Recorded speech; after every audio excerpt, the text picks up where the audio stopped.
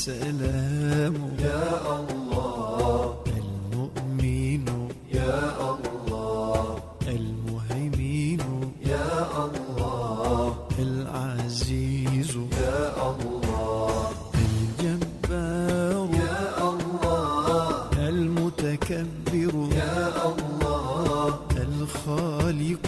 يا الله، البارئ يا الله، المصور